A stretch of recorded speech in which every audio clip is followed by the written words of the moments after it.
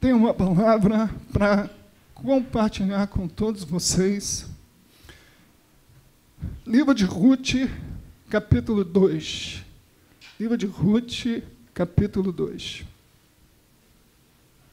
Quero conversar com vocês hoje sobre um assunto que a gente observa como um dos assuntos principais desse livro, que é a providência de Deus e a responsabilidade do homem. Esse é um assunto muito forte nesse livro, especialmente nesse capítulo 2, e que há muita confusão na cabeça das pessoas sobre esse tema, a providência de Deus e a responsabilidade do homem. Eu quero, à luz desse livro hoje, conversar com vocês sobre esse assunto. Depois você vai deixar a sua Bíblia aberta, não vai fechar, que nós vamos trabalhar esse texto do capítulo 2 e também uns versículos do capítulo 1. Vou começar lendo o último verso do capítulo número 1, que diz assim: todo mundo achou? Eu estava no culto dos adolescentes e observei que, no início do culto, uma adolescente leu o capítulo, leu Colossenses, e muita gente ficou tentando achar Colossenses, mas quanto mais se procurava Colossenses, mais escondido ele ficava. E observei que tinha muita gente que ela acabou de ler o texto e não conseguiu encontrar Colossenses. E a gente precisa, quando anunciar o livro, ficar esperando para que todos achem, para que acompanhem a leitura. Todo mundo achou Ruth, né? Ruth já é mais fácil do que Colossenses. Capítulo 1, verso 22 diz: e assim voltou Noemi da terra de Moabe. Repita comigo essa primeira parte do versículo. Assim voltou Noemi da terra de Moabe, com Ruth, sua nora, a moabita, e chegaram a Belém no princípio da cega da cevada. Agora eu vou começar no capítulo 2. Tinha Noemi um parente do seu marido, senhor de muitos bens da família de Elimeleque, o qual se chamava Boaz. Ruth, a moabita, disse a Noemi: deixa-me ir ao campo e apanharei espigas atrás daquele que me favorecer. E ela disse: vai, minha filha. E ela foi, e chegou ao campo, e apanhava após os segadores. Por causalidade, entrou na parte que pertencia a Boaz, o qual era da família de Elimeleque.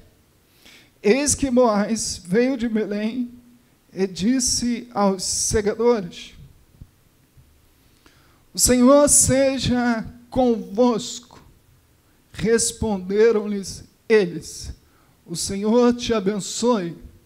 Depois perguntou Boaz ao servo encarregado dos segadores: de quem é esta moça? Respondeu-lhe o servo: esta é a moça moabita, que veio com Noemi da terra de Moabe. Disse-me ela: deixa-me rebuscar espigas e ajuntá-las entre as gavelas após os segadores. E assim ela veio desde pela manhã até agora.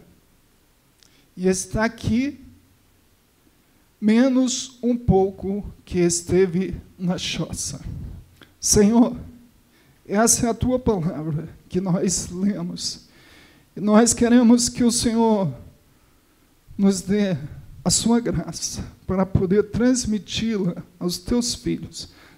Que o Senhor possa iluminar o nosso coração para poder receber a sua palavra. que o Senhor nos edifique pelo poder da sua palavra. Que o seu Espírito Santo ilumine a nossa mente, para que a gente entenda a tua vontade nesta noite. Em nome de Jesus, amém. Pode sentar. Como eu disse, quero te pedir para deixar a Bíblia aberta. Nós vamos trabalhar esse texto, capítulo 2. Só para poder lembrar, quem por acaso não está com o início da história em mente, no capítulo 1 nos fala quando Noemi e sua família vão para a terra de Moabe, deixam a terra de Belém. A terra de Belém, vale a pena dizer que Belém é uma palavra que significa casa do pão. Se eu te perguntar de novo o que significa Belém, o que você vai responder? Isso, guarde isso no seu coração. Belém significa casa do pão. E essa família teve que se mudar, ou decidiu se mudar para Moabe, porque havia uma grande fome na terra de Belém. O contexto desse livro se passa no período dos juízes. E eles vão para Moabe para fugir de um problema e acabam encontrando um problema ainda maior. Lá, Noemi perde o marido e os 2 filhos. Fica ela e as 2 noras. Ruth e a outra, como chamava?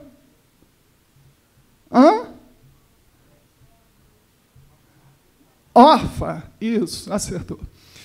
Essas 2 moças, então, ficaram viúvas e Noemi agora tem uma decisão a tomar, que é voltar para a sua cidade de Belém. Veja você, ela perdeu o marido e perdeu os 2 filhos. E agora ela tem que voltar para uma terra que ela saiu há cerca de quase 10 anos atrás, e ela agora pensa em ter que começar tudo de novo. E esse último versículo que nós lemos aqui, fala exatamente de quando ela está voltando. E assim voltou Noemi da terra de Moabe com Ruth. Primeiro ponto que eu quero compartilhar com vocês nessa história é a difícil decisão que Noemi teve que tomar: voltar para a sua terra, voltar para Belém, de onde ela nunca deveria ter saído. O que significa Belém? Casa do pão. Observe que eles saem da casa do pão e vão para a terra de Moabe, em busca de quê? Em busca de pão. E agora ela tem que voltar para Belém. E ela certamente imaginou que iria ter que, nessa sua volta, como seria ter que enfrentar as pessoas, a quem, quando ela sai de lá, a família sai com dinheiro no bolso, sai todo mundo em busca de uma vida melhor, e agora ela volta sem ter o seu marido, sem ter os seus filhos, mas ela decidiu voltar para a casa do pão, de onde ela nunca deveria ter saído. E eu fiquei pensando que como que a vida de Noemi mudou a partir do momento que ela, então, chega em Belém. Como que a vida dela começou a mudar quando ela decidiu voltar. E essa mudança começou desde a forma que ela imaginou que ia ter que sair de Moabe sozinha, uma pessoa de uma idade já avançada, viúva. Naquela época não tinha pensão do INSS, não tinha benefício, não tinha auxílio emergencial, e ela pensou que ficaria, então, totalmente desamparada. A primeira coisa que eu quero destacar para vocês nessa nossa curta reflexão é como Deus surpreendeu Noemi logo na sua primeira decisão de voltar, na sua primeira iniciativa de voltar para Belém.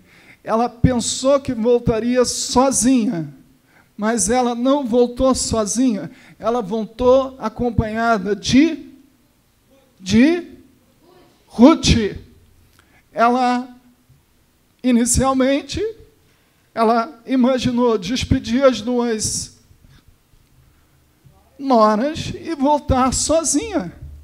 Mas, olha, a primeira manifestação da graça de Deus na vida de Noemi, Noemi não volta para Belém sozinha, ela volta para Belém acompanhada da sua nora, Ruth. Quantas moças eu tenho aqui? Moças, mulheres, isso? Levante a mão.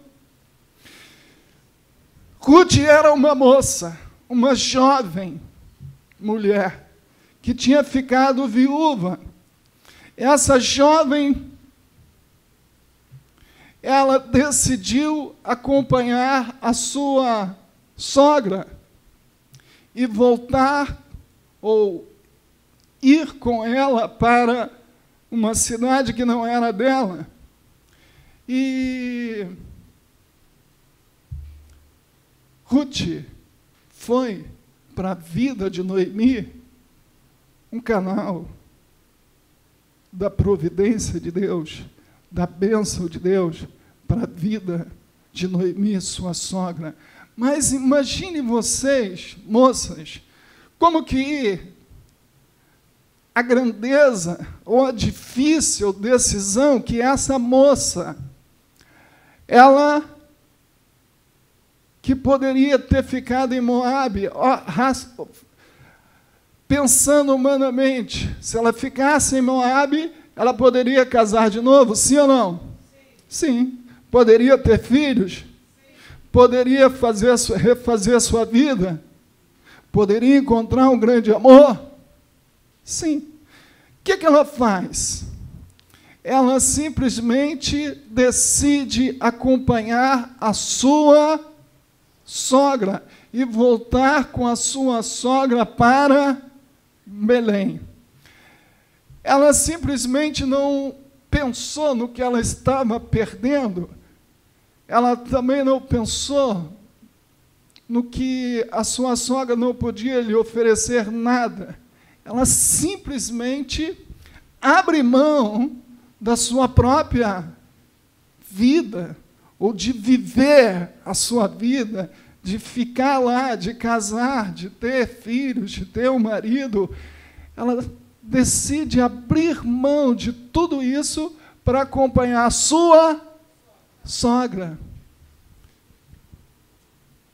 Acompanhar uma pessoa que não tinha nada para lhe oferecer, não tinha mais herança, ela não tinha mais nenhuma vantagem para oferecer para Ruth, mas ela decide acompanhar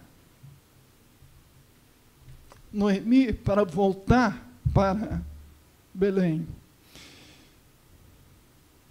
E eu fiquei pensando nessa decisão que ela tomou, e eu fiquei olhando como que a graça de Deus se manifesta nesse livro, como que a providência de Deus se manifesta nesse livro, como que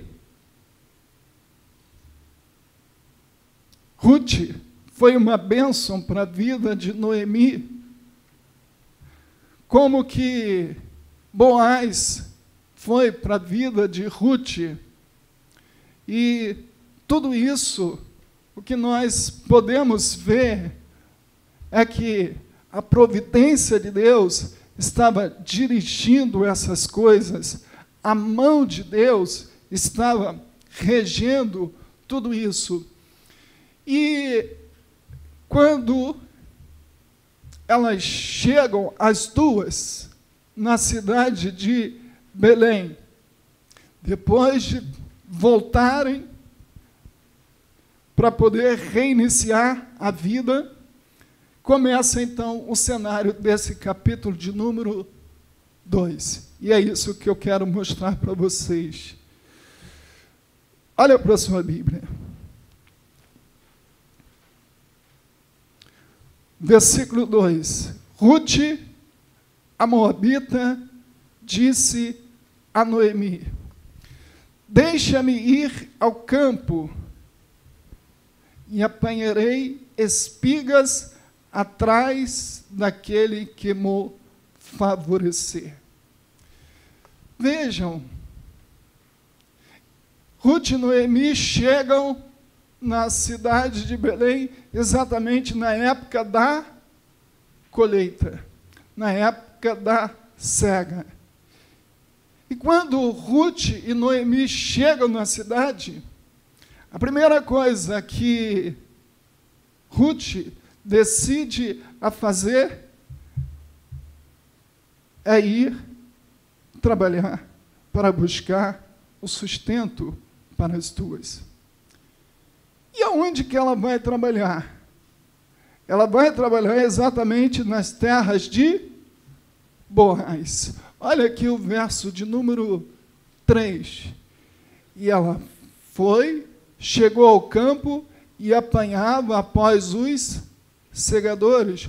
Por causalidade, entrou na parte que pertencia a Boaz. Esse capítulo, ele vai nos mostrar o que muitas pessoas que não têm o entendimento de Deus, o entendimento das Escrituras, chamariam de coincidências. Primeira coincidência, ela chega na época da colheita. Segunda coincidência, ela chega diretamente e vai trabalhar nas terras de Boaz. Mas quem conhece as Escrituras, quem conhece a Deus, sabe que isso não é coincidência. Isso foi a providência de Deus. A providência de Deus que fez com que ela chegasse na época da colheita e que ela, quando sai para trabalhar, ela encontrasse exatamente a terra de Boaz. Então, diga comigo, não existe coincidência, e sim providência. E você me pergunta, pastor, se existe providência, qual é o papel do homem nessa providência? Qual é a nossa responsabilidade? Qual é a nossa participação na providência? A doutrina da providência é uma doutrina que as Escrituras ensinam. De Gênesis a Apocalipse, nós vemos que Deus, ele não só é o Criador de todas as coisas, mas como ele também é aquele que governa todas as coisas. Existe um pensamento chamado deísmo, que é a forma que se ensina, de se ensinar que Deus criou o universo e entregou o universo à sua própria sorte. E que esse universo, esse mundo, ele anda por conta própria. Mas não é essa a verdade que a Bíblia ensina. A Bíblia diz que Deus criou o universo e que Deus governa esse universo, que Deus governa a história, que Deus governa as pessoas. O controle que Deus tem sobre a história, o controle que Deus tem sobre o mundo, o controle que Deus tem sobre a igreja, sobre os seus filhos, é uma doutrina que é chamada doutrina da providência. Mas se Deus tem o controle, qual o seu nome? Hã? Breno. Ô Breno, se Deus tem o controle de todas as coisas, se Deus é o governador de todas as coisas, onde que entra a nossa participação? Qual é a parte que nos cabe? Se Deus ele governa tudo, se Deus é o regente de tudo, se Deus tem um plano de início, meio e fim para a história do homem, qual é a participação do homem? Qual é a parte que nos cabe fazer? Esse é um pensamento que faz com que as pessoas, às vezes, humanizem coisas que são espirituais e espiritualizam coisas que são humanas. E aí, por não compreender que as duas verdades estão no texto bíblico, que as duas verdades caminham, ou seja, Deus é o governador de todas as coisas, Deus é o regente de todas as coisas, Deus é o provedor de todas as coisas, mas isso não exclui o papel que cabe a cada ser humano, a cada um de nós como filhos de Deus. Quando Ruth chega em Belém, o que ela vai fazer? Dormir, certo? Não. O que Ruth vai fazer quando ela chega em Belém? Olha aí no texto, ela vai trabalhar. Ela vai buscar o seu próprio sustento. Ela vai trabalhar. A providência de Deus não anula a nossa participação. Muitas vezes, nós somos um pouco acomodados em razão de uma falsa dependência da providência de Deus. O Eric falou aqui uma coisa brincando com vocês, mas que retrata uma realidade das pessoas. Se alguém quer fazer uma prova, ele não vai orar, Senhor, envia um anjo lá para segurar na minha mão, e que eu vou marcar todas as questões certas, Senhor. O Senhor é o Deus da providência. Então, eu estou orando para o Senhor, eu vou em todas as vigílias, eu vou em todas as orações, eu vou em todas as consagrações, mas eu não gosto de ler, Senhor. O Senhor vai enviar aquele varão, e na hora da prova, eu vou acertar tudo e vou tirar o primeiro lugar. Esse seria um grande equívoco da doutrina da providência de Deus. Apesar de Deus poder fazer isso, apesar de Deus ser soberano, Deus não trabalha dessa forma. Deus trabalha a partir do nosso envolvimento, do nosso trabalho. O que Ruth vai fazer? Ruth vai trabalhar. E ela vai trabalhar aonde? Nas terras de Boaz. Entenda uma coisa.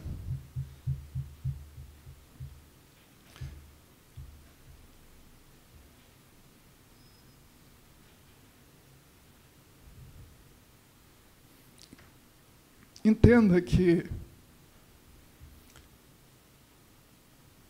a providência de Deus, ela nunca vai anular a participação do homem. Aquilo que nós temos que fazer, a parte que nos cabe fazer, Deus não vai fazer em nosso lugar. É o que ensina esse texto. Ela sai e vai trabalhar nas terras de Boaz. E o que acontece quando ela está trabalhando nas terras de Boaz? Olha para o texto. Dá uma olhadinha.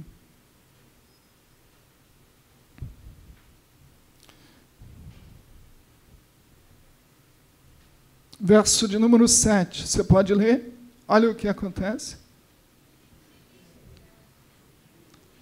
Disse-me ela: deixa-me resbuscar espigas e ajuntá-las entre as gavelas, após os segadores. E assim ela veio, desde pela manhã até agora. Agora dá uma olhadinha ainda no versículo de número 9. Número 9, pode ler?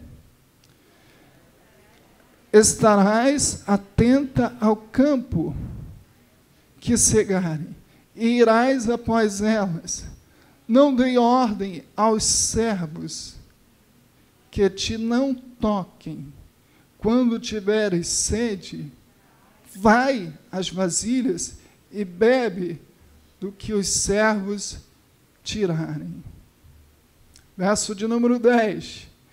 Então ela, inclinando-se o rosto em terra, lhe disse: como é que me favoreces e fazes caso de mim, sendo eu uma estrangeira? Verso de número 11.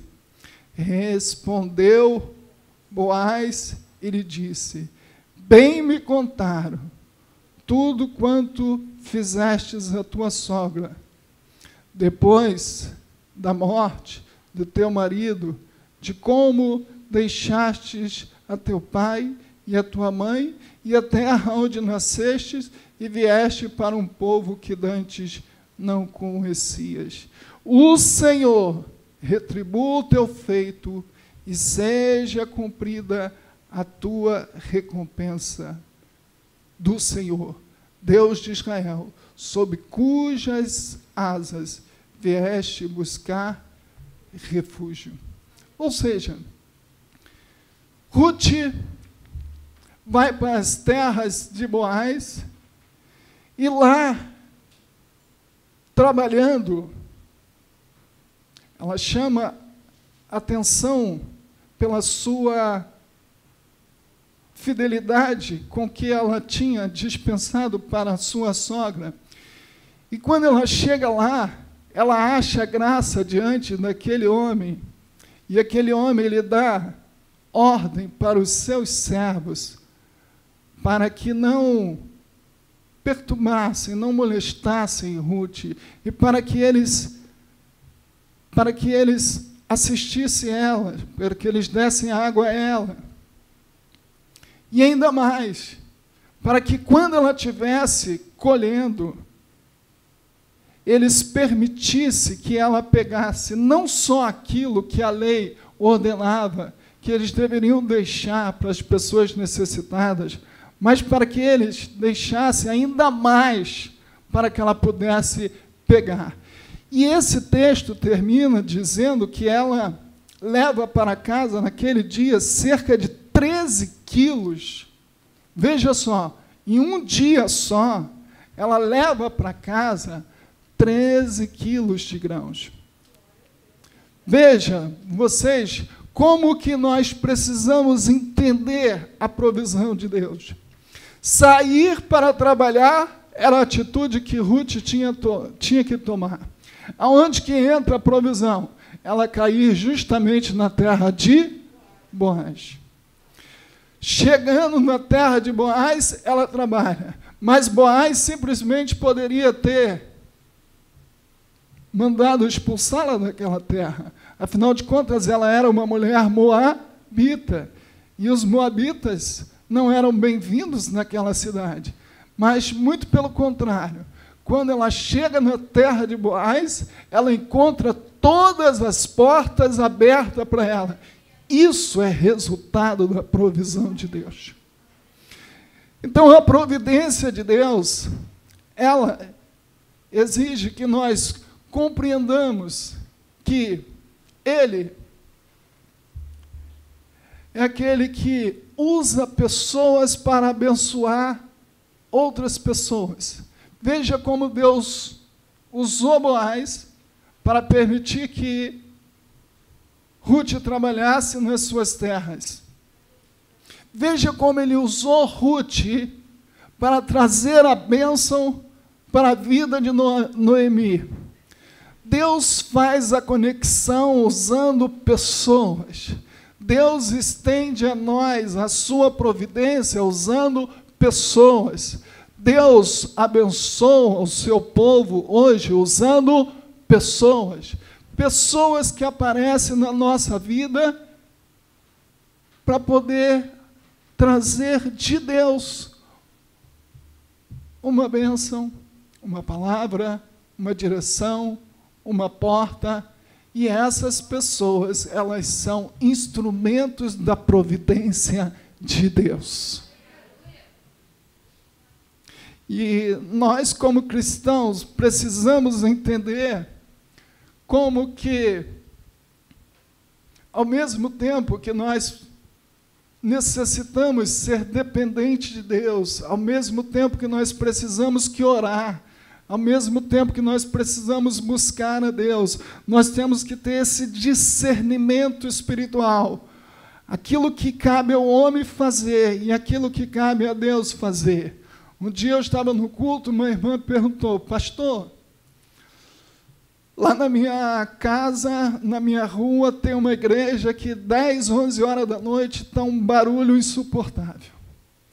E a vizinhança toda já foi lá reclamar com essa igreja, com esse pastor, mas depois das 10 horas, coloca-se o som numa altura e perturba a vizinhança toda. Quem estava falando comigo era uma crente, era uma irmã.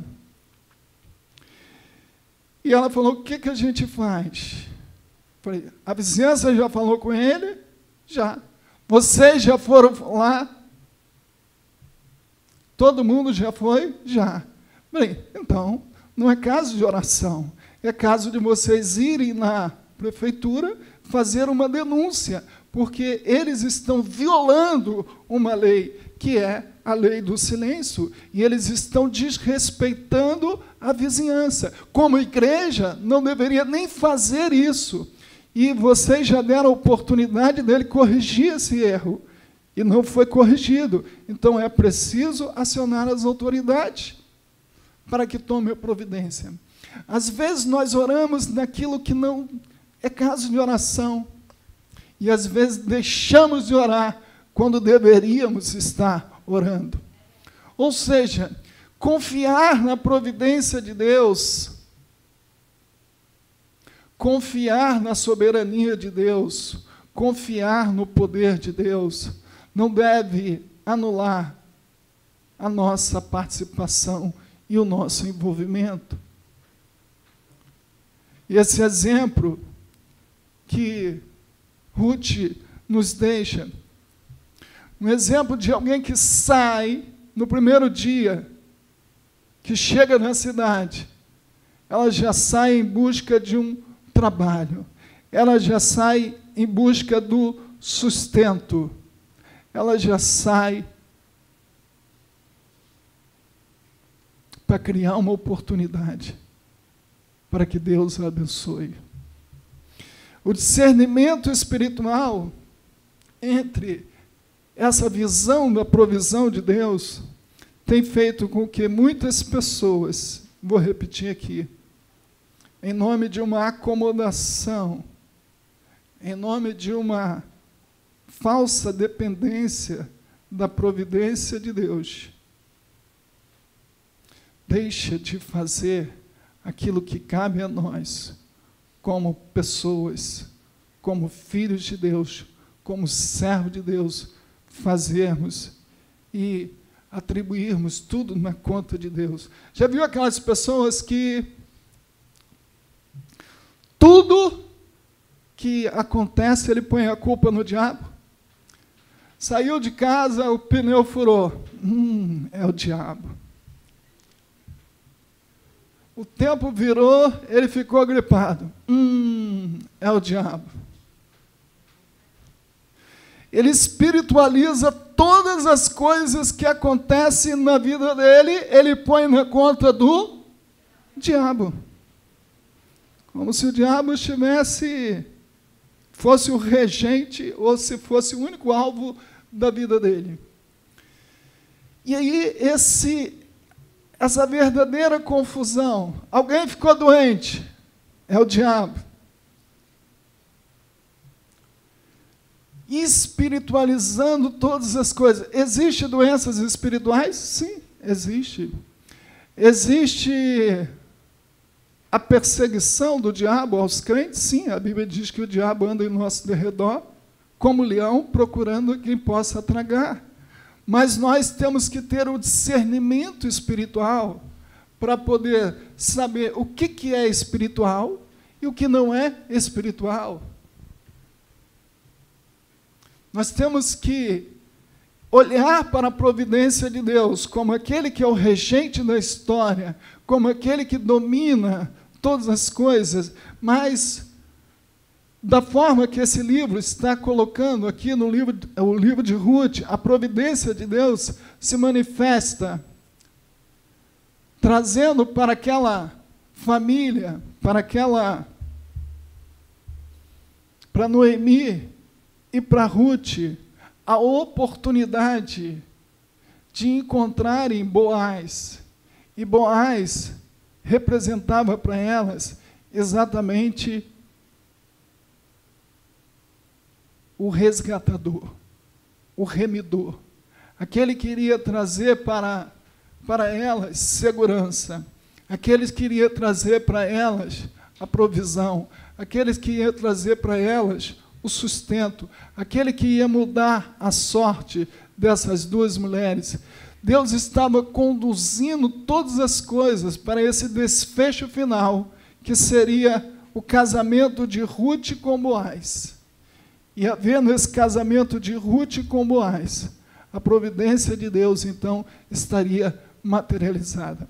Mas a continuidade, meu tempo já acabou, mas a continuidade da história mostra como que Ruth fez a ela o que deveria fazer.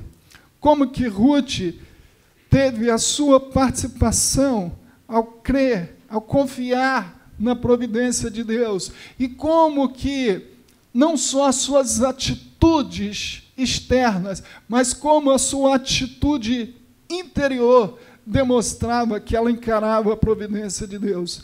Para a gente encerrar, olha o versículo de número 10. Leia para mim bem forte. Então, ela, inclinando-se o rosto em terra, lhe disse: como é que me favoreces e fazes caso de mim, sendo eu uma estrangeira? Você consegue perceber a atitude de Ruth diante de Boaz? Ela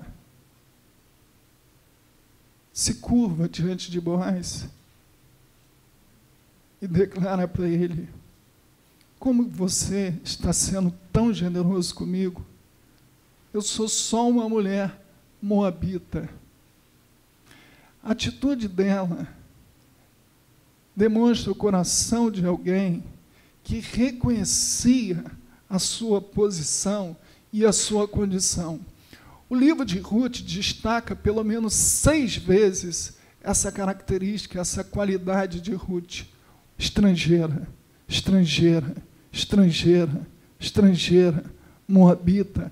6 vezes o texto destaca essa condição de Ruth. Aqui ela mesmo chega perante Boaz, diante daquele ato dele, diante dele ser esse instrumento da providência de Deus na vida dela, ela mesmo reconhece a sua condição de ser uma estrangeira. O que significa isso? Significa que Ruth, diante daquele gesto de Boaz, ela entendia que ele não tinha nenhuma obrigação de fazer aquilo por ela, porque ela era uma estrangeira, ela era uma mulher moabita, ela não tinha o direito de estar sendo agraciada com aquilo que ele estava fazendo por ela. Esse reconhecimento do coração de Ruth, de declarar isso para Boaz, ela estava querendo expressar para ele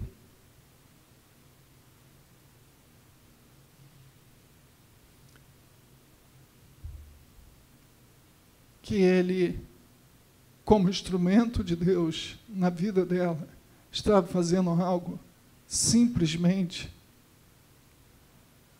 graciosamente, como algo que a graça de Deus faz pelo ser humano. Ou seja, essa atitude de Ruth, de reconhecer a sua indignidade, de reconhecer que o que ele estava fazendo por ela, ela não era merecedora, é exatamente o que cada um de nós sempre devemos ter diante de Deus. Ou seja, Deus não tem nenhuma obrigação, Deus não tem nenhum dever para com os seres humanos ou para conosco, mas tudo que Ele faz para cada um de nós é resultado da sua imensa graça, porque nenhum de nós somos merecedores daquilo que Deus faz por nós. E quando a gente chega diante dEle, quando a gente ora, quando a gente espera, quando a gente aguarda um milagre, uma bênção, a gente sempre tem que estar com esse sentimento no nosso coração. Ou seja, nós somos só estrangeiros que fomos salvos pela graça de Deus. E nós não merecíamos estar aqui. E nós somos pecadores, mas é a graça de Deus que nos faz alcançar a sua providência. E esse foi todo o diferencial do coração de Ruth. Nós vivemos numa geração que tem um entendimento equivocado do Evangelho, como se Deus fosse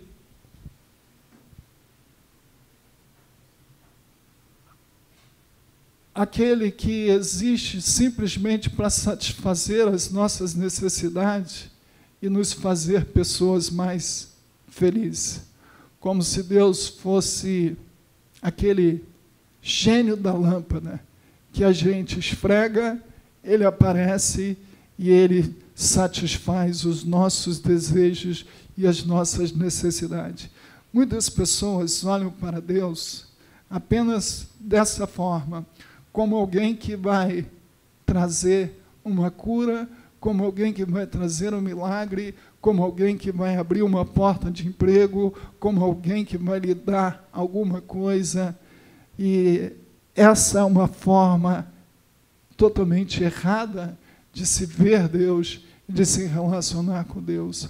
Deus, como disse no início, é o regente do universo, é o Criador de todas as coisas, e nós somos suas criaturas que Ele nos ama, somos seus filhos por adoção, e a base do nosso relacionamento com Ele é a graça dEle, porque todos nós estávamos condenados ao inferno, mas Ele não te salvou porque você é bonzinho, Ele não te salvou por causa do seu pai ou por causa da sua mãe, Ele te salvou pelo sacrifício de Cristo na cruz, e é por causa dele que nós estamos aqui, e é por causa dele que nós seremos salvos. Vamos estar de pé.